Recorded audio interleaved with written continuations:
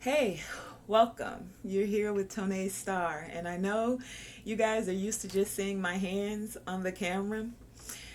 Well, with Tonae Star Enterprises, as you can see, we made some upgrades to the channel, and a part of those upgrades is us now adding in this segment of doing podcasts. So you're here now with Tonae Star and Tonae Star Enterprises, and this is our segment of the Sacred Alchemist Roundtable. And this is where we're transcending the status quo. So today I want to talk about something that we hear quite often. If you've been in touch with my channel or you watch any tarot, then you've heard a word that's commonly used, and the word is karmic, right? So, what is karmic when we hear this term? And I'm just gonna give you my insight on it. You may have another take on that. Um, but we hear this a lot: karmic, the karmic did this, the karmic that, the karmic this, and it's always in such a negative connotation. And I get it, because when you think of karmic, we think of negativity, we think of toxicity, right? But if you think about it, if you think about it, because karmic is a they usually come to teach us lessons. If you've ever had a karmic relationship, and at some point in time, we all have, no matter who you are, no matter how high vibrational you are, at some point in time, you've experienced a karmic relationship and or have been a karmic. And and the way I'm thinking of this is just about being like, we've all been a karmic, so we've all come into this existence to learn lessons or to be the teacher of the lessons, right? So I want to find a way where we're not taking things like the status quo, the normal way of seeing and doing things.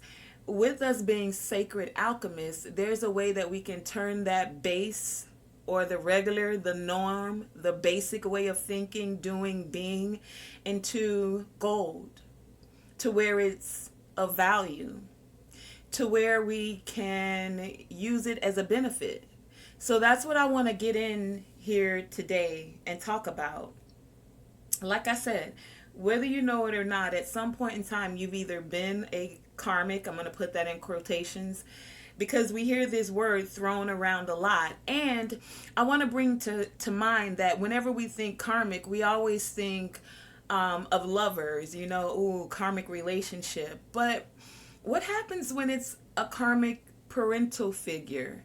A mother, a father, or a caregiver?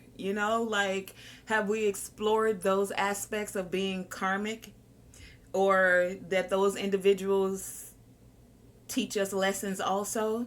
We constantly, whenever you think karmic, we think relationships, right? So today, I just want to talk about it a little bit. Let's talk about karmic relationships. And as we think of them, we think of the downside of it, the dark, the toxicity. And more times than not, toxic relationships do that. They bring out the worst attributes in people. They show you the undesirable parts. They can show you the unhealed parts.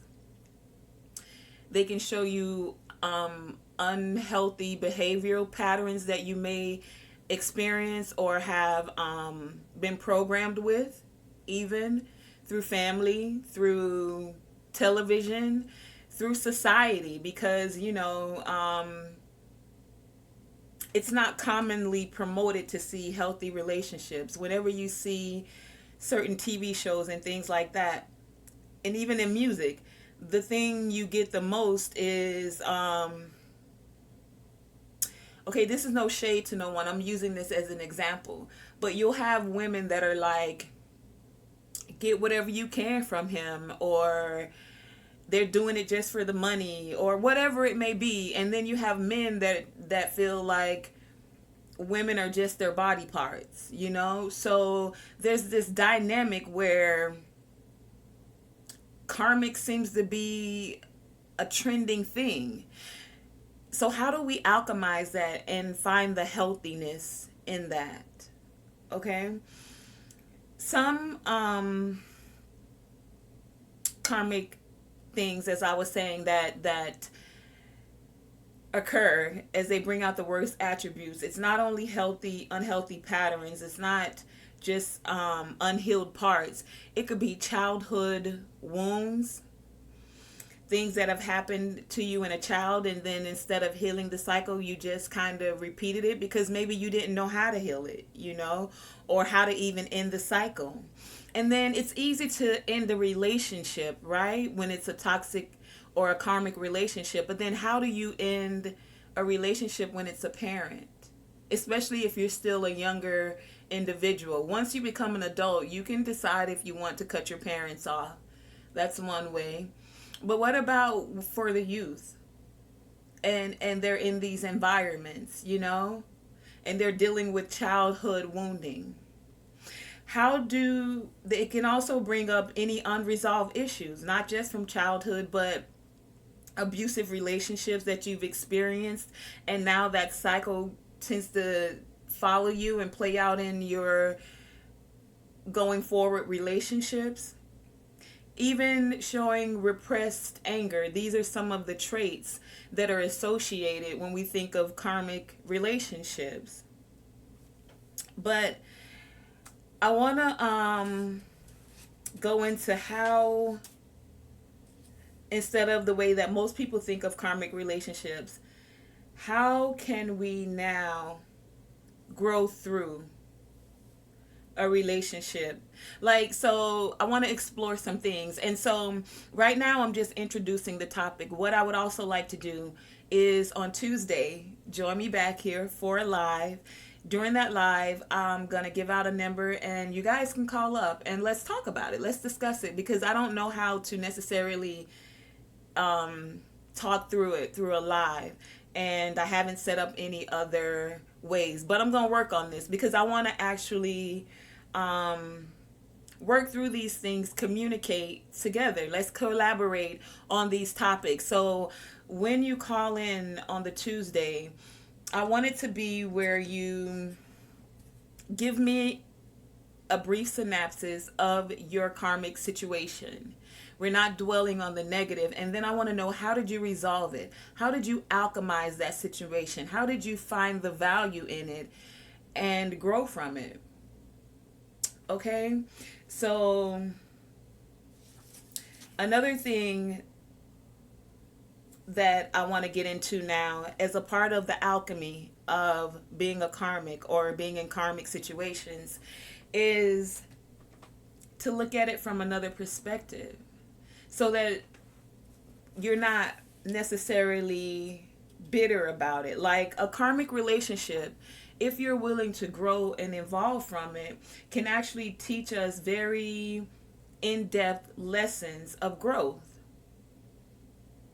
If you can find the value in the karmic partner, so that you're not like regretting the person and regretting the situation, but you're actually appreciating it. And you appreciate it because it served as a guide to direct you towards your growth. And yes, I do have some notes here. I'm looking down if you see me looking down. But it's directing you towards growth, maturity, and to help you to integrate certain lessons if you can see it from that perspective. It's not always easy. So that's why I would like to communicate with you guys as a whole, and let me have you share your experiences with everyone, if you're willing to, about how you took karmic situations once you realized what they were, and then you alchemized it and turned it into something that was of value. I do want to talk through what some of the steps of moving through a karmic relationship are, in case you're coming across this message and you haven't necessarily figured out how to elevate past karmic relationships, or you find yourself repeating these certain cycles. And it's not an easy process. That a karmic relationship is very intense. You may feel like you're attracted to that person instantly, and then there's this wow factor, right? But it's so much of a wow, it's like a roller coaster. One minute you guys are up and you're on top of the world, and then the next minute you're not talking to each other. There's miscommunication, and you can't seem to find an equilibrium. It's always very up or very down. And it becomes tumultuous because then you're releasing these hormones in your body, whether you realize it or not. So when you're in the moments of ecstasy and you're high, then you feel all great and lovey. But when it's down and there's that miscommunication, there's that toxic energy, then you go down. And so not only are your emotions, which are energy and motion, up and down, this could take an effect on you mentally. And then if you don't necessarily come out of it in a healthy way, it can take an effect on you spiritually. Okay? So some of the steps to moving through karmic relationships are finding hobbies, things you like to do as a kid, whether that's painting, dancing, singing. What are some of the creative things or hobbies that you put down that you may need to pick up again? Because one of the ways, and that's why I asked that question, or if I haven't asked that question, one of the things I also want to talk to you about is, do you think, or can we grow through a relationship that started out as karmic? Like you were on the roller coaster up and down, but do you feel like there's a way to find the equilibrium in it? So if a relationship started out as karmic, can it evolve into a healthy state? Or is it always you have to cut that individual and leave and let it go? Because whenever I read up on this topic, that's usually the solution that's given. It's like end it and go, right? But what if you're a mother and you found that your child is karmic? Do you want to cut your child off? I mean, it may be a necessity, but so can these relationships actually evolve? Can there be an equilibrium to a situation that was karmic? Because as I stated in the beginning, we have all been karmic at some point in time. So it's never to be on your high horse. And this is to ease some people's state of mind whenever you're listening to a reading and you recognize that it resonates with you as being the person that's karmic. If you're evolved enough to actually see that that's a possibility, right? But even if we're not talking about readings in life, when we're dealing with relationships, if we look at statistically, right? It's getting dark here. I'm trying to keep the light. If we look statistically at relationships, marriage is not the thing that's popping necessarily today. For me, I think it is. But if you look at statistics, people aren't necessarily getting monogamously married anymore. There's open relationships, there's poly. That's a whole nother thing, because I think that, and this is just my opinion, brings in karmic energy in and of itself. You don't have to agree with me on this. And that's why we're going to have this and open it for a discussion. That's what this round table is all about. So that we can find ways to alchemize certain things. But as I was saying, statistically, if you look at relationships, most people don't tend to be in a healthy relationship for ongoing long phases of time. Most relationships today are kind of quick. And then when they end, they don't end amicably. They end with, oh, you did this, he did that, and then the people can't talk, and there's no rest. There's no, like, even if you have children, sometimes you're able to find a way to stay and communicate with each other. But more times than not, it's not that. It's the one person's on child support and someone else is out the door, you know? So all of that to say, can you grow through a karmic relationship? Can they evolve into a healthier state? And I'm not coming to you as the guru of these topics. I'm coming to you because I want to share this energy of expressing ways, because you may have some ways that you figured out that you can share with others, that we can find ways to alchemize these energies, that we can transcend the status quo of how things have been known to go, you know, that we can stop dealing with the basic of spirituality. So can you find the value in a karmic partnership and be able to appreciate it, to see that it could serve as a guide to direct you towards growth, to maturity, if you're able to integrate the lessons? Because karmic relationships could assist you with personal growth, you know? If you're able to set healthy boundaries, that's one of the steps of moving through it. And then creating healthier habits for yourself, like not necessarily, so like that thing of codependency comes up. So maybe you find a way to create a space of time for yourself where you can do personal development and growth, because that's one of the traits of a karmic relationship, is sometimes people become codependent.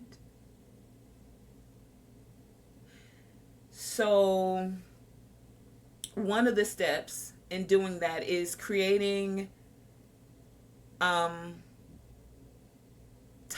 where you're taking growth of a personal aspect, you know, and of setting healthy boundaries, of finding hobbies.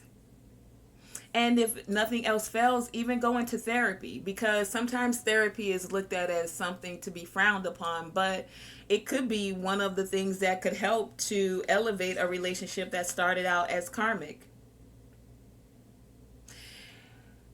I want to, when we have this discussion, I want to know what traumas arose for you, what unresolved issues, because this is a part of the personal growth that a karmic relationship could help you explore. What unresolved issues do you have? What traumas are arising for you when you meet this karmic partner? What patterns are you recognizing? And then how do you transform them once you recognize them? What fears are arising? How did you grow from the situation? How did you grow from the situation? And a big one, how did you practice forgiveness? Or did you practice forgiveness? How did you, when we have the discussion, how did you evolve? How were you able to find the value in that situation? How were you able to turn it into gold and alchemize it? How were you able to see the soul for who it was and what you guys, because if you're saying some of these things came from past life, if you resonate with that, then how do you, instead of repeating the cycle and staying in an angry, unresolved pattern of it, how do you evolve it? How do you recognize and appreciate each other for the lessons you set out as souls before you came here to learn?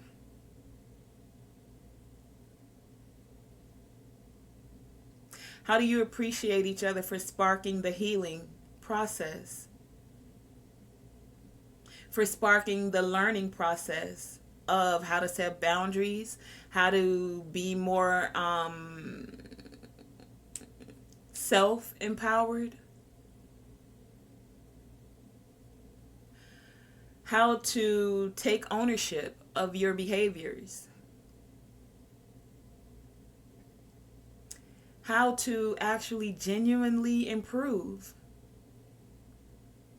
so that you're not taking these cycles into your next relationships, or you're not constantly staying on the wheel of repeating these same cycles. How do you alchemize it?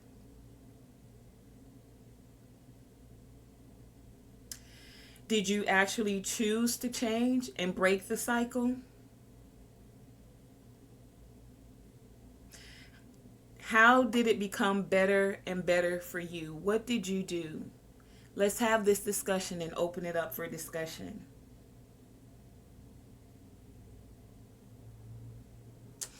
How did you keep yourself from taking that baggage into the next relationship? Or did you find that you did take it into the next relationship? Were you able even to recognize the patterns? Maybe hearing this discussion, seeing this video will open this up for you. But as it stated, karmic cycles, karmic relationships are here for us to learn lessons, right? So can we see the value in the lessons? Let's open it for discussion. And at the end of the day, if you've actually broken the cycles, then tell us how it accelerated your spiritual growth. How were you able to accept, to appreciate, to find the value in the lessons and then allow it to teach you so that you weren't constantly continuing the cycle? Okay, so this is Tonae Star here with the Sacred Alchemy Roundtable, and I want to thank you for joining me as we are transcending the status quo. Join me this Tuesday at 7 p.m.